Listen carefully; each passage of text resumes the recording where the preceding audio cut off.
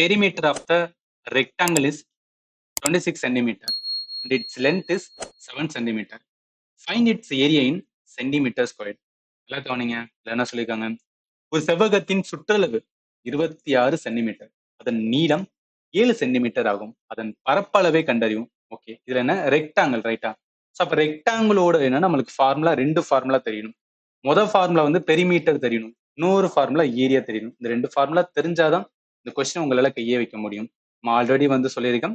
Rectangle இருக்கு. ரெக்டாங்கிளோட area length into breadth. Perimeter 2 into length plus breadth அப்படின்னு வரும். இது அப்படியே என்ன பண்ண வேண்டியதான்?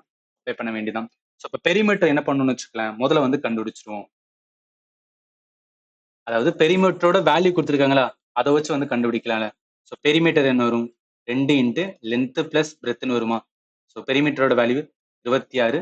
2 இன்ட்டு லென்த் பிளஸ் வந்து பிரெத்னு இருக்கும். இதுல அவன் லென்த்தோட வேல்யூ கொடுத்துருக்கான் 7 சென்டிமீட்டர். அதை அப்படியே போடலாம். இப்போ 26 இருக்கட்டும், 2 இருக்கிறோம். லென்த் வந்து 7 பிளஸ் வந்து பிரெத் இருக்கும். இதை நம்ம 2ஆல அடிச்சோன்னா 13 அப்படின்னு வரும். இங்க இருக்கிற பிரெத் மட்டும் வேணும்னா இங்க வந்து 7 இருக்கு. அப்ப 13ல 7 போச்சுன்னா 6 அப்படின்னு வரும். பிரெத் கண்டுபிடிச்சிட்டோம். ஏரியோட ஃபார்முலா என்ன? ஏரியா ஈக்குவல் டு என்ன வரும் அப்படின்னா லென்த் இன்ட்டு பிரெத் வரும். ஆக்சுவலி நம்மளுக்கு வந்து பிரெத் தேவை. அதை கண்டுபிடிக்கிறதுக்காக தான் பெரிமீட்டரை யூஸ் பண்ணி வந்து கண்டுபிடிக்கிறோம். இப்போ ஏரியா ஈக்குவல் டு என்ன வரும்? Length 7, breadth 6. ஸோ 6 10, 7 6 42. ஏரியா எவ்வளோன்னா 42. ஆப்ஷன் பி தான் வரும்.